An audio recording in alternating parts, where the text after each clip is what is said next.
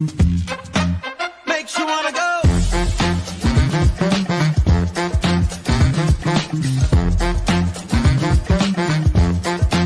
Makes you wanna go. Na na na na na na na na na na na na na. Makes you wanna go.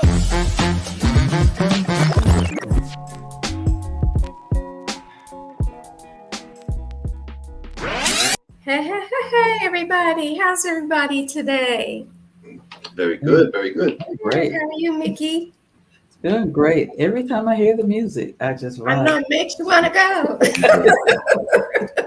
Exactly. That's the vibe I was going for, you know? Everybody in an upbeat mood. Yeah. So, I want to thank you, Mikki, for taking time out to be here as well. And Gabriel, I want to say a few things to the audience out there. I want to thank you for stopping in to see what we're gabbing about today on Gab with Goldnbronze. We do appreciate it. Realize you could have been anywhere doing anything, but you took 45 minutes to an hour out of your day to come see what we're talking about on Gab with Goldnbronze. Also, I want to say that Gab with Goldnbronze is a sponsor of Golden Swan Cadre, which is a domestic nonprofit 501c3 organization, I'm tongue-tied, excuse me, that advocates against domestic violence towards women. But not only that, we advocate for some good stuff too. We advocate for women's health. That includes maternity, just general wellness, mental health, self-care, and mindfulness. And so we would solicit that you would donate to our nonprofit, $1 on up. Hopefully you have a little in your pockets more than $1, but $1 adds up and we turn nothing down. What we do is when women are released from domestic violence centers, usually they're there for 90 days, they are referred to Golden Swan Cadre. Usually they have the clothes on their backs and nothing more. So we will adopt a room for them in their apartment or home to help them furnish their home. They get the choice of what room they would like for us to adopt. Not only that, we mentor them and peer-to-peer with them for 12 consecutive months. We also volunteer in the communities that we serve. And believe it or not, those centers will ask us for donations, things like panties and bras or books and different types of clothing, toothpaste and bathroom essentials and things like that. We're partially funded, so we dig deep within our pockets and make that happen for those centers.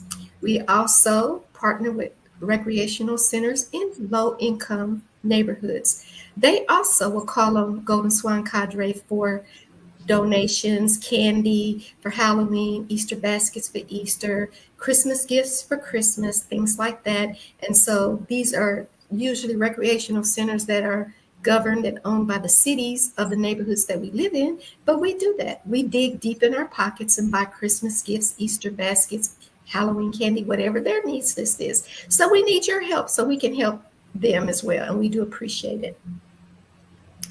We have with us Mr. Gabriel Rivera of FinallyTV, who is a dynamic and innovative streaming. FinallyTV is a dynamic and innovative streaming platform dedicated to delivering cutting-edge entertainment worldwide.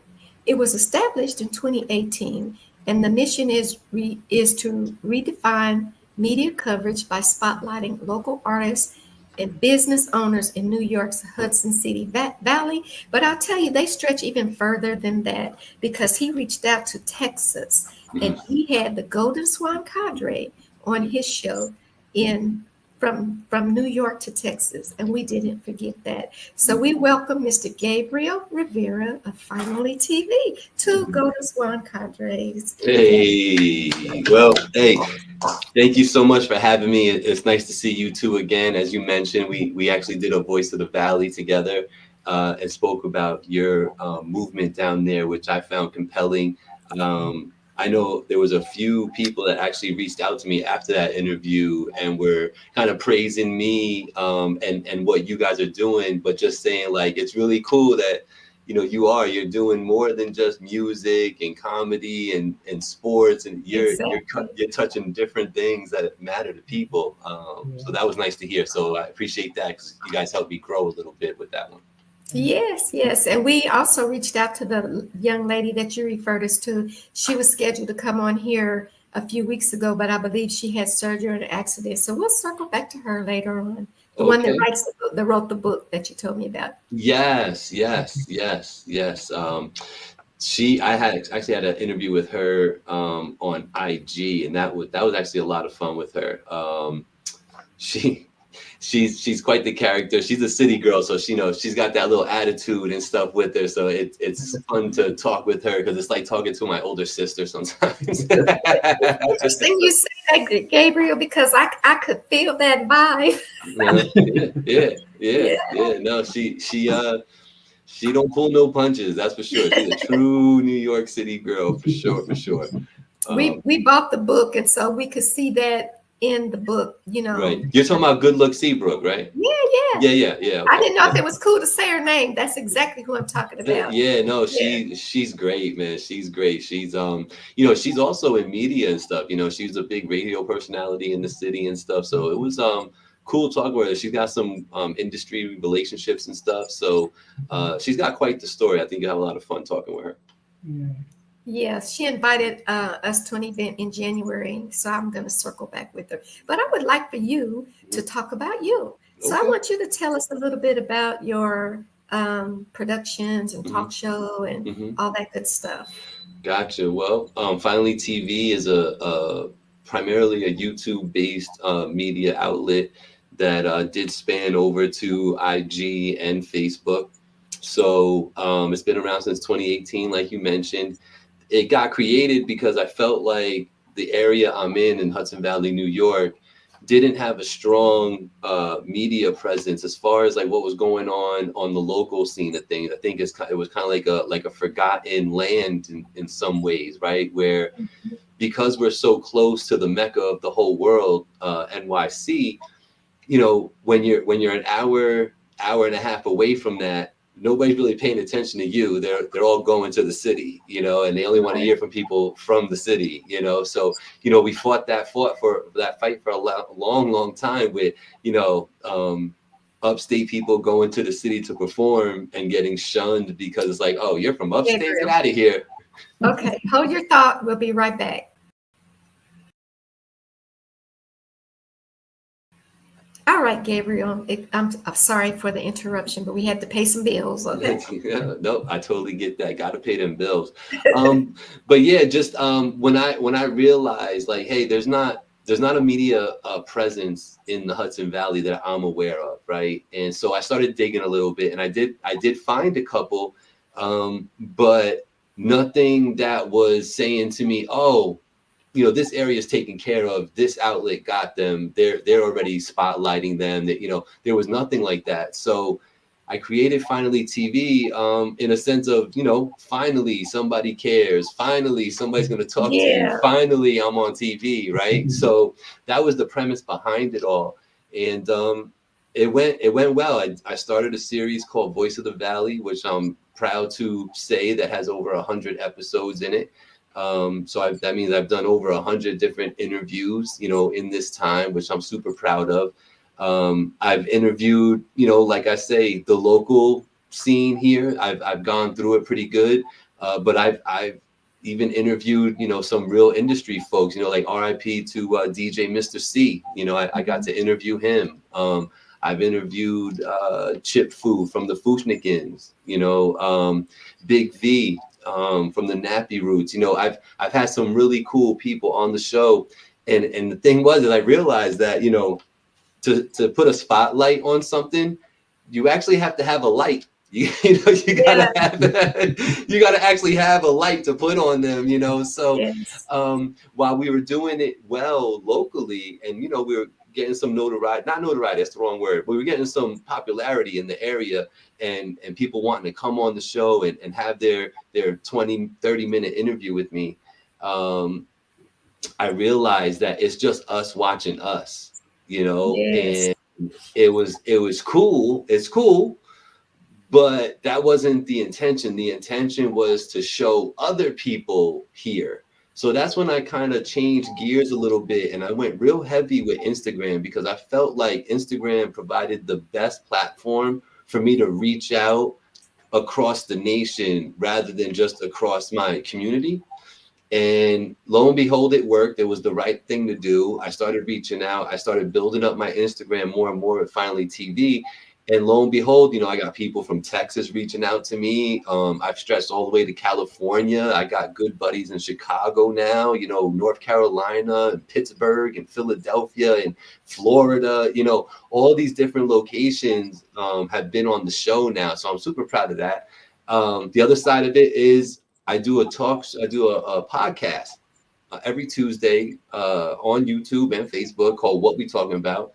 I've seen it. Yeah, every now and then we'll tap in. Yes. Yeah, I appreciate that. Anybody who taps in, you can catch it live. You can catch it on the VGN app on Tuesdays at noon. But yeah, that's something that's been going for just almost as long as Finally TV. So Finally TV is going to be 7. Then What We Talking About is going to be 6. It was about a year later that I created the podcast along with my co-host and co-creator King Blackout. He's the one that kind of approached me with the idea of, hey, would you be willing to sit down once a week and talk with me in front of this camera? And I was like, yeah, you know what? I would do that. I like the camera. I like to talk. So. So we did What We Talking About. It's been, like I say, we're in our 6th season right now, every Tuesday, 7 p.m. So I'd encourage everybody to tune into that on Facebook, YouTube, or Instagram. Just look up Finally TV, hit that subscribe and like that. And you'll be notified when we go in live. But it's been so much fun, doing a podcast. A lot of work, a lot of work. Yes. Doing it. It's the professional side of it is doing it when you don't feel like doing it. Yes. For the sake of consistency. Yes. It's that part of it that, because you hear like, oh, these guys, they started a podcast this year and, they ain't around no more. And you kind of wonder to yourself, like, if you took the time to create it and do it all, and you actually sat down and did it for a couple of years, like, why just throw that away? And after about year 2 of doing it, I realized why they give up and why people would just be like, you know what? I got bills to pay myself. I don't really got the time to invest in this unpaid. This is like volunteer work, you know what I mean? And I can't do it. And, you definitely come across your days where you don't want to do it. So you don't do it. And then that's when it crumbles. So with Finally TV. You know what, Gabriel? If we all supported each other, we could Mm-hmm. become monetized and get paid for it. Yeah. The thing is, we have a problem with showing that support to each other, Mm-hmm. and that's why you're here. I'm reciprocating the love that you showed me. But I think that if everybody just kind of got their followers to follow each other on YouTube, everybody could get paid for this. We all could. We have a YouTube podcast too, but right now it's on hold while we, are working this, and we'll do some different content for it. But it takes a village. Like that's what we're in. We should all get all of our followers to follow each other, and everybody would get paid. Yeah, it's definitely that's definitely the idea of it all, right? One thing that I learned with Finally TV and building it from scratch, from absolutely nothing, and just creating it and trying to build it up and get it out there. I had to learn that, my Facebook friends that I have, the Instagram followers I had at the time, they were following me and befriending me because they might have worked with me. They might have thought I was cool and I was their best buddies, best man at the wedding. They loved me, and so they befriended me. Or I went to school with this one, or I worked with this guy. They didn't follow me because they wanted to support my dream of being a media conglomerate, right? So you hit the nail on the head. So I used to get in my feelings about like, hey, I got 1,000 friends on Facebook, and I'm posting something, and I'm getting 3 likes, and I'm getting 4 views on the video, and I'm getting no comments. Y'all are a bunch of bums, I ain't got. It's like, and that's how you feel about it. But in reality, the reality is what I just said. They did not sign up to be your support system. It was for a completely. So what I basically did was I was trying to repurpose my followship, and you really can't do that. You can't change the rules on somebody mid-game and expect them to keep playing. So once I realized that, and in conjunction with, okay, I need to stop concentrating on this area for the support. It needs to come from outside of this area, and then I'll get it from here. Once I realized that, with the conjunction of doing everything on IG, that kind of propelled Finally TV to the next level, where the Instagram was meandering in that like 900,000 follower range, and you get some and you lose some. Now it's up over 3,000, maybe almost close to 4 now, where the YouTube was, Gabriel, let's take a quick break. let's do it. Okay. All right. Thank you for coming back. Okay, sir. Go ahead and continue. So I think I just left off with, trying to repurpose your fellowship and how that didn't really work out. So basically what I did was say to myself, I'm going to go on IG.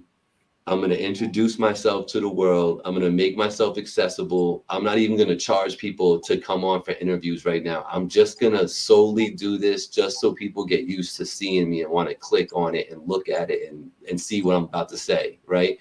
And it's kind of working, like I was talking about numbers growing. The YouTube went from, 200, 300, 400 subscribers. Now it went up to over 1,100, so all those things didn't happen until I took the mindset off of my circle supporting me, and then it kind of went from there. Because, I did get a false sense of support from my immediate circle, because early on when I started Finally TV, I actually created this shirt that I'm wearing right here. Yes. Right. This is the first design. This is the first line that came out. And when I first did it, I bought 100 shirts. And my thing was, I want to sell these shirts and I'm going to put it back into Finally TV.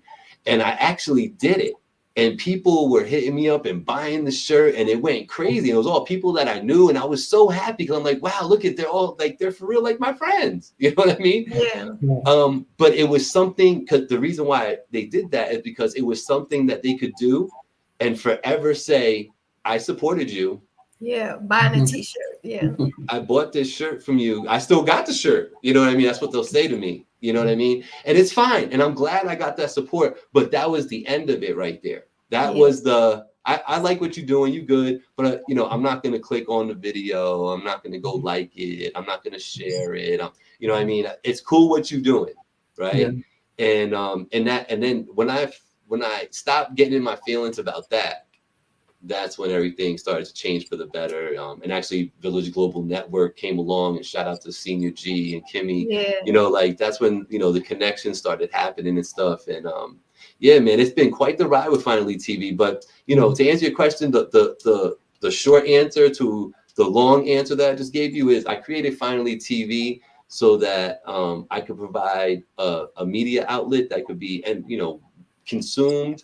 I could entertain people, even if it's just, a few minutes a day. I make you laugh. I make you smile. I maybe be insightful. I might drop a gem on you. Whatever it is, hopefully I can influence your day in a positive way. That was the idea for Finally TV. Yes. I like that. Mm-hmm. Yeah. Mm-hmm. Okay, Mikki, I know you have a question or two. Oh, one or two. So I was listening to you talking about building the community. Mm-hmm. Really, you built basically a coalition around what you're doing, which is very impressive.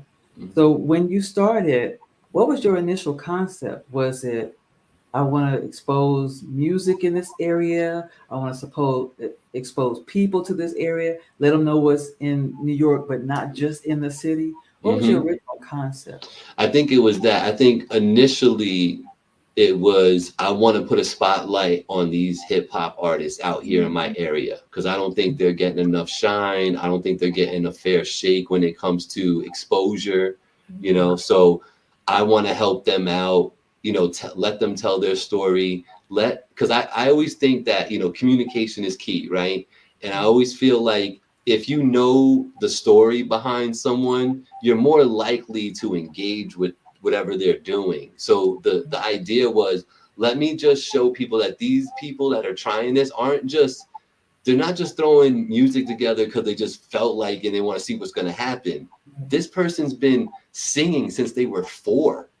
and they've gone through the ringer as far as trying to get into the industry, and they've actually had placements and then got shut down, and and now they got this new producer and this whole studio behind them now, telling that story rather than just listening to a stream, because it's not even a CD, right? We come from an era where you got handed a tape or a Yeah. CD or an Yeah. album or something. You could listen and Same play here. with it. Be out parking, shopping, and somebody handing you a CD. Yeah, exactly. And it's like, and you were always worried, like, I ain't buying nothing. Like, no, just take it. Right, Just take right. it. Like okay, So, so the idea behind it, Mikki, was to shed exposure on like the hip hop people around here. But I quickly realized that I would be leaving out a large section of people if I just did like rappers. So I expanded it to be any type of music you do. And as a matter of fact, let's do business owners too. So that's when Voice of the Valley really like took hold in my mind. And I'm like, it makes sense what I'm trying to do here. Shedding light on situations that I feel haven't been exposed enough is basically what it was. So what was your feedback from those people that you gave exposure to? Did they say, man, my music blew up, or my business got a lot of extra customers? What was your feedback on that? For me, it's interesting because I'm dealing with people at that time on a very local level where they're basically amateurs trying to become professionals, right? So the best compliments that I got and the best developments that I heard were, man, when I watched myself on that interview, I learned so much about me. Wow. I learned how I don't want to, play with my hair every 6 seconds. I Push learned your glasses up like I do. I had my fingers all in my mouth, you know what I mean? Like things like that. So like the media training part of it seemed to be the thing that really sunk in with them, because they hadn't been in front of a camera like that. And my style of interviewing, as you guys know, for whatever reason, it was just, this is one of those things, I don't brag or boast, but I never took a media course. I never sat in front of someone and had them tell me about how to interview someone. Just being an event host, I think by trade, by nature, my natural thing is to be an event host, and that's what I do on my spare time. I think those experiences allow me to conduct interviews in a way that is very personable, and very conversational versus just asking a question, get the answer. Ask a question, get the answer. The way I do my interviews, it's almost like we're having a conversation, but nobody knows that I'm sitting there, and I literally have 10 questions on a cue card that I'm asking, but you wouldn't know that I have those 10 questions because I'm just having a conversation. And so when they're seeing themselves in that light, because they're so comfortable, right? So you got to think, like, now I'm making you comfortable and we're doing this. They're looking at themselves like, I got to do better, or like, I got to work on this. I do this very well, but I need to work on this part, I've had people come, and I've literally have had people stop doing music because they came on my show. They won't admit that to the T, but that's what happened. Because the way I'm asking these questions and the conversation Gabriel, I'm having. one moment. We'll be right back. Good. Okay, everyone. Thank you for returning. So, Gabriel, as you were saying. So, I even think I've helped people realize, what dream they actually wanted to pursue. That I know that there's people that have sat at this table with me and did a Voice of the Valley, and literally within months was reevaluating, what they wanted to do for real, because the Voice of the Valley really gets into not only, what you got going on, but why. Yes. And what's the future hold for all this, and I think when you start getting asked those questions, you really start to reflect, if you have any sort of intelligence, you really start to reflect on it and really think about, it might really motivate you, or it might say to you, you know what, I don't want to I don't want to spend countless nights not getting paid and performing and writing for no reason and dealing with producers and getting on planes and buses.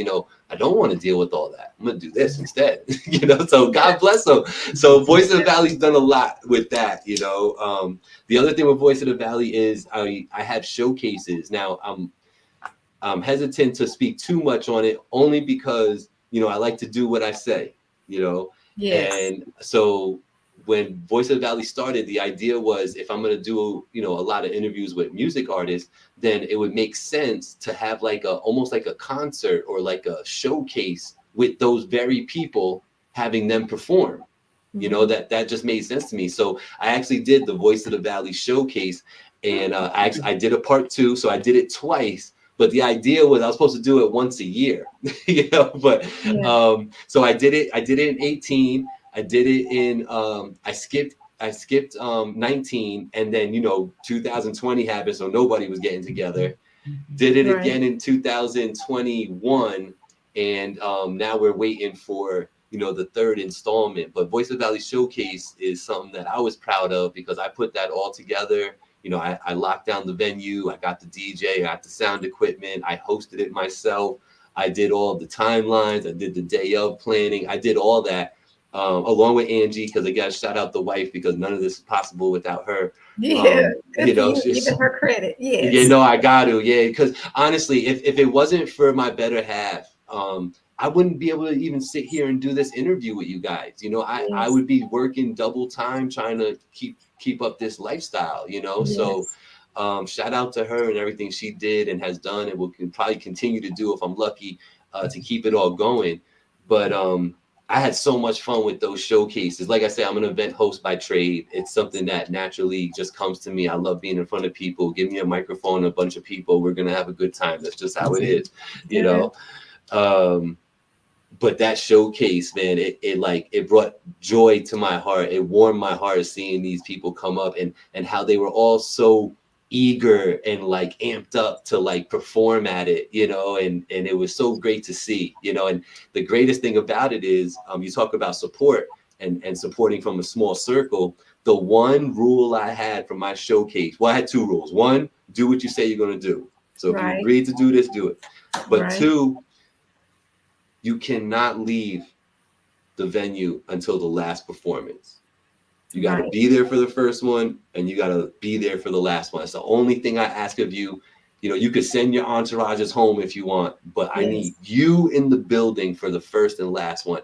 And they all obliged. They all did it. Shout out to all those performers. We had a great time. So if you're ever in the Hudson Valley region and you see some about a Voice of the Valley showcase happening, I encourage you, spend the $10 and walk in there. You're going to have a good time. So is that like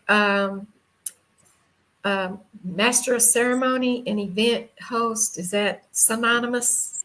Yeah. Okay. Yep. Because and I do everything from weddings to birthday parties to corporate events to I've hosted New Year's Eve parties. You can imagine me with a microphone and 12 speakers and a DJ and 600 people. You can imagine. Yeah, I think you have that energetic vibe to keep the party going. That's what I get from you. Yeah. Nah, it's got to be that. If it ain't that, I'm just gonna go home. You know what I mean? This ain't for me. You know what I'm saying? I failed, but yeah. So that's something that's a part of me that I love doing. But yeah, man, this whole Finally TV thing, it's grown. It's its own little monster now. It's like I kind of feel like, even if I didn't want to do it anymore, I kind of feel like I kind of have to. Because people are going to be asking, I hit that point where I could be somewhere and somebody would come up to me and be like, yo, Gabriel, right? Finally TV. I'm like, yeah, what's up? Oh, I watched the show. So it's like, those little moments are so cool to me. You know what I mean? So I don't know if I could ever really put it down now, man. I say do it until you can't do it. I mean, what I mean by that, as long as you physically, mentally capable and able, do it, because God gave you that vision and He open the door for you to do it. You have a platform, it's going good, and it's serving a purpose. Absolutely. And that is the main thing. If you're doing something and it doesn't serve a purpose, you might want to question it. But if whatever you're doing is serving a purpose, and in your case it is, Keep doing it. I Yeah. want to ask you to tell me a little bit about what we talking about. Okay. Tell me what that format is, and how do you find people to come on there and just talk about different things? Because you had us on Finally TV, but I, that seems like a totally different platform. right. So think of Finally TV being the Fox network or CBS, right? So that's the outlet, and on that outlet are two shows, Voice of the Valley and What We Talking About. There's actually been a couple other shows. I did a fashion line with Angie, the super producer, Big Ann. She put out a whole fashion thing talking about look what we have here, and she was like doing unboxings with fashion things and doing like fashion tips and healthcare things, like skincare and all that. And then I did something else called Why is Conspiracy? Because at the core of it all, I do question everything. So while might not be your typical conspiracy theorist, I do have a lot of questions, and I just don't take what you give me. I'm gonna ask questions about the whys and the the behind the scenes stuff. So why is conspiracy really tapped into some of the real everyday conspiracy theory stuff? We tackled those items, and then we tackled conspiracy theories that were a little deeper that the average person may not have known, but now will be enlightened by watching that show. So that was pretty cool too. So with What We Talking About, the great thing about What We Talking About with me and King Blackout and the way we've created the show is that, contrary to a lot of podcasts, we don't have guests. We just talk. It's just us, and it's what we talking about. And it's literally that, like what we talking about, right? Because Black and I feel, with all the ego in the world, we feel like we can have the best conversation on the internet, right? With his experiences, my experiences, my Oh, you're spins. talking. Excuse me, we have to take a break. They're in Let's my do it. ear. Okay. All right, Mr. Gabriel, I'm sorry I had to take that break on you mid-sentence, but No, gotta pay them bills. We were talking about What We Talking About and what that is, and how King Blackout and I decided that we're not gonna do guests on the show. Really, we've had guests on, and we're not opposed to it, but we just didn't want it to be a regular thing. We really wanted it to be a conversation between him and I, and just letting people listen to it, right? And the bigger it gets, and the more listeners you have, and the comment section starts going crazy, over time you start engaging with who's watching live and all that, because it just makes for good content and conversation. But Black and I really believe that the way we think about things, because we think about things very differently at times, and sometimes we're exactly together on a point, but because of our experiences, because of our different backgrounds, we have these views that can be, opposing views on the same topic. But the way we're able to discuss it and converse about it is the interesting part, right?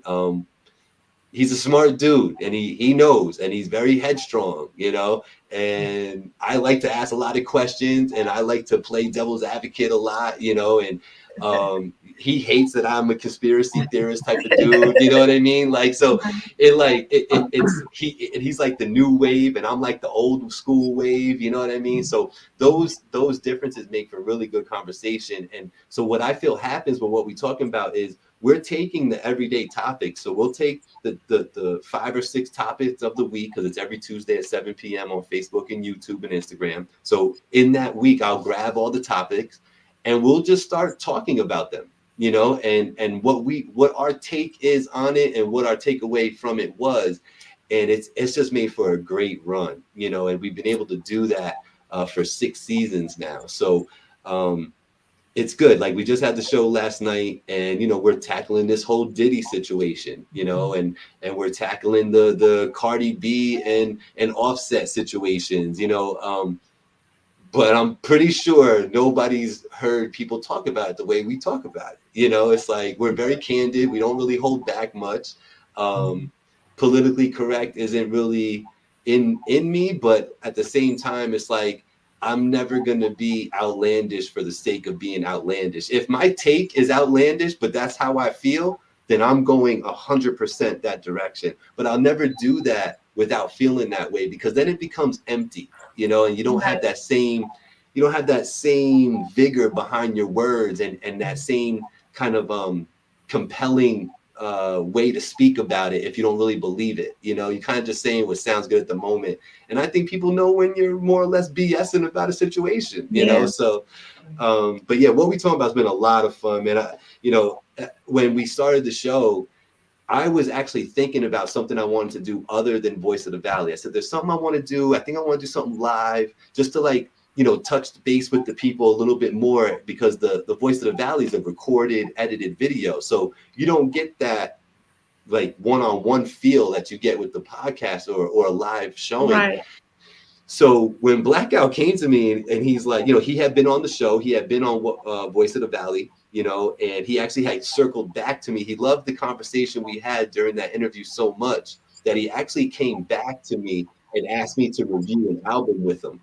And wow. so I'm reviewing his album with him at this studio here. And don't you know, we spent about 2.5 hours talking about his album, and I reviewed every song on there. Don't you know, the footage got messed up and it never. Oh no. Yeah. But you know what? It served its purpose. And its purpose was to bring Black and I together, to show that we actually like talking to each other. You know what I mean? For whatever reason. But if he likes to make me feel stupid, maybe that's why. You know what I mean? Like, or if I just like making his head bug out and his eyes pop out of his head on something I said, you know what I mean? It's a friendship formed, Yeah, he's just there shaking his head and banging his head like this guy, you know what I mean? But we enjoy it. So I think that it served its purpose. And, a show was born out of that. So shout out to Blackout. Shout out to what we talking about. Remember, you could catch that 7 p.m. every Tuesday, YouTube, Facebook, and Instagram. Okay, let me ask you. I was going to ask you, is it recorded? Can they go back if they miss it? Like, can I go back and see the one about you're talking about P. Diddy and Cardi B? Absolutely. I'm gonna go back and look at that. Yep, it's all listed on my playlist on both Facebook and YouTube. So if you go to YouTube, just subscribe and you'll be able to get to my playlist. And we have what we talking about, and the 100+ Voice of the Valley interviews are all there on demand. Also, you could download the Village Global Network application on your phone or tablets, and you could listen to the show right there every Tuesday at noon, and Voice of the Valley at noon on Wednesday. So I'm on there twice. Yeah. Okay. And we're on there every other Monday at 10 a.m. So you tap into ours too. You two people and TV audience. We was That's it. Gabriel, I have another question for you, my dear. For some reason, I thought you used to be an entertainer yourself. So you're not wrong. I just didn't make it, right? So that's where the idea of promoting and exposing the artists around here came from, because I used to be one of the artists around here that was underexposed,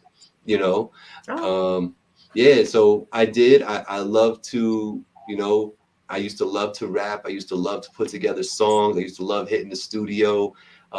Favorite thing was performing on stage, those were things that were near and dear to me. That was my early life, though. The late teens to the late 20s is where that flourished the most.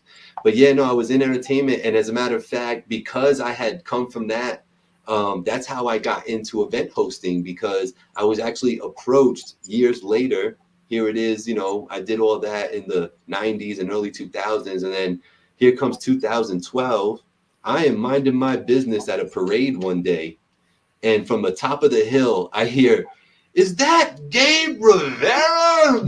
So I look up, and it's this guy I know, and I'm like, "Oh man, I haven't seen him forever." So as he's approaching me, he's literally saying to me, "Yo, you look great, man." He's like, Tell me you still feel good on the microphone, man." And he's saying, as we're walking, together.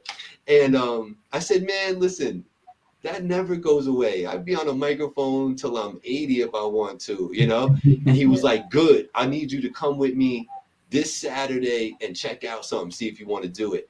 And he said, you don't have to wear a suit or nothing, but just look good. So I said, okay. I showed up in a suit anyway.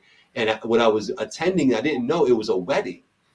And he's like, "Just watch what I do and let me know if you can do it," So he goes out there and he's doing his introduction for the wedding, and he's, you know, calling the bride and groom into the room and doing the first dance and all that stuff, you know. And he comes back to me and he's like, "You think you could do that?" And I was like, "Do what? Talk to the people?" And he's like, "Yeah, I could do that."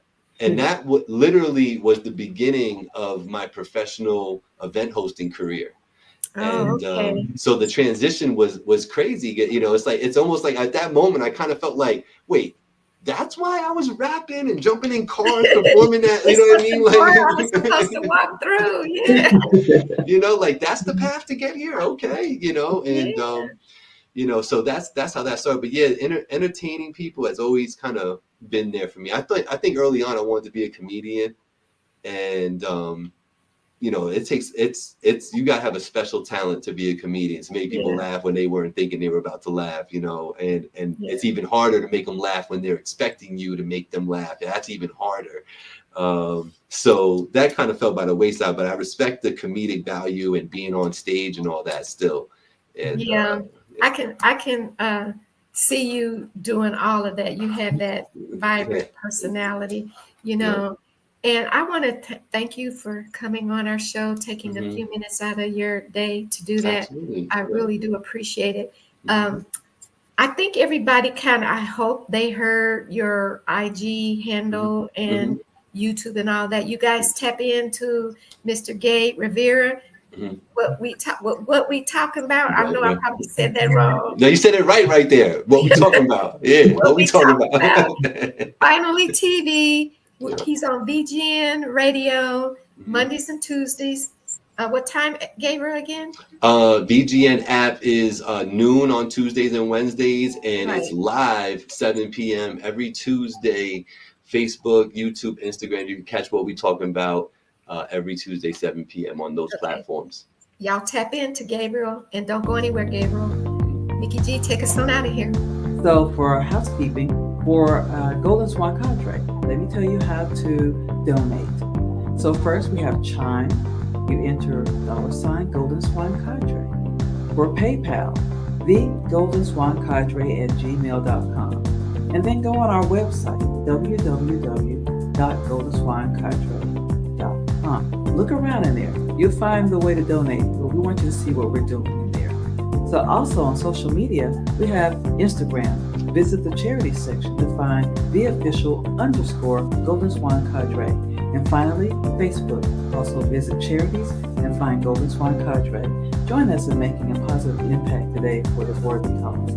Thank you. Yes, indeed. And Gabriel, I have thoroughly enjoyed this time with you. You are welcome to come back here anytime.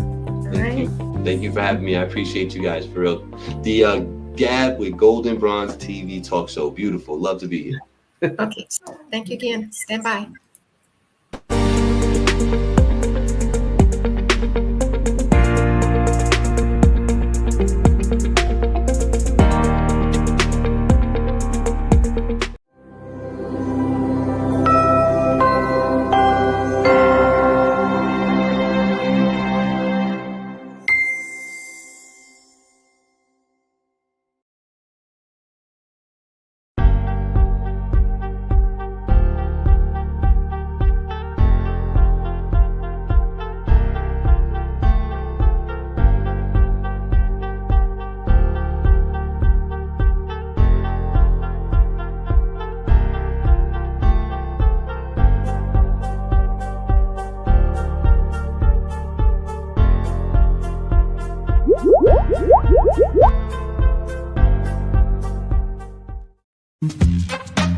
Makes you wanna go.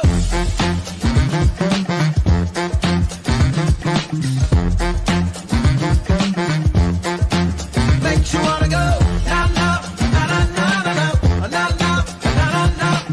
na na na na na. Makes you wanna go.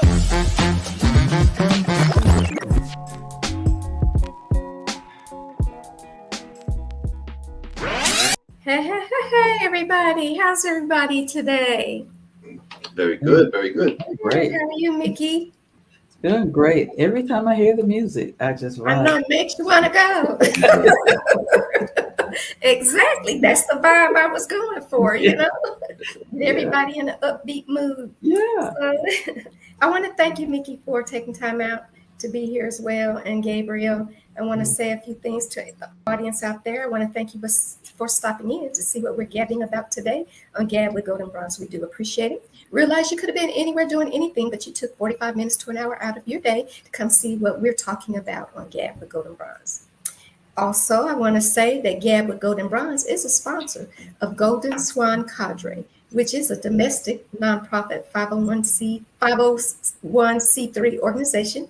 I'm tongue tied, excuse me, that advocates against domestic violence towards women. But not only that, we advocate for some good stuff too. We advocate for women's health. That includes maternity, just general wellness, mental health, self care, and mindfulness.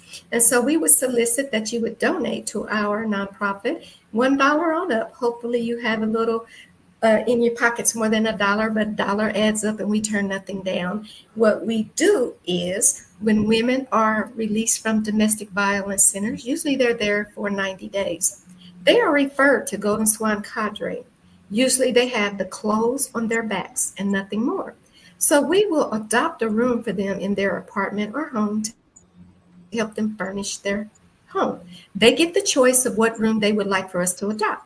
Not only that, we mentor them and peer to peer with them for 12 consecutive months. We also volunteer in the communities that we serve. And believe it or not, those centers will ask us for donations, things like panties and bras or books and different types of clothing, toothpaste and bathroom essentials and things like that. We're partially funded, so we dig deep within our pockets and make that happen for those centers. We also partner with recreational centers in low-income neighborhoods. They also will call on Golden Swan Cadre for donations, candy for Halloween, Easter baskets for Easter, Christmas gifts for Christmas, things like that. And so these are usually recreational centers that are governed and owned by the cities of the neighborhoods that we live in. But we do that. We dig deep in our pockets and buy Christmas gifts, Easter baskets, Halloween candy, whatever their needs list is. So we need your help so we can help them as well. And we do appreciate it. We have with us Mr. Gabriel Rivera of FinallyTV, who is a dynamic and innovative streaming. FinallyTV is a dynamic and innovative streaming platform dedicated to delivering cutting-edge entertainment worldwide. It was established in 2018, and the mission is to redefine media coverage by spotlighting local artists and business owners in New York's Hudson City Valley. But I'll tell you, they stretch even further than that because he reached out to Texas and he had the Golden Swan Cadre on his show in from New York to Texas, and we didn't forget that. So we welcome Mr. Gabriel Rivera of FinallyTV to Golden Swan Cadres. Hey, well, hey, thank you so much for having me. It's nice to see you two again. As you mentioned, we actually did a Voice of the Valley together and spoke about your movement down there, which I found compelling. I know there was a few people that actually reached out to me after that interview and were kind of praising me and what you guys are doing, but just saying like it's really cool that you're doing more than just music and comedy and sports, and you're touching different things that matter to people. So that was nice to hear. So I appreciate that because you guys helped me grow a little bit with that one. Yes. And we also reached out to the young lady that you referred us to. She was scheduled to come on here a few weeks ago, but I believe she had surgery or an accident. So we'll circle back to her later on. The one that wrote the book that you told me about. Yes. I had an interview with her on IG, and that was actually a lot of fun with her. She's quite the character. She's a city girl, so she's got that little attitude and stuff with her. So it's fun to talk with her because it's like talking to my older sister sometimes. Interesting you say that, Gabriel, because I could feel that vibe. Yeah. No, she don't pull no punches. That's for sure. She's a true New York City girl for sure.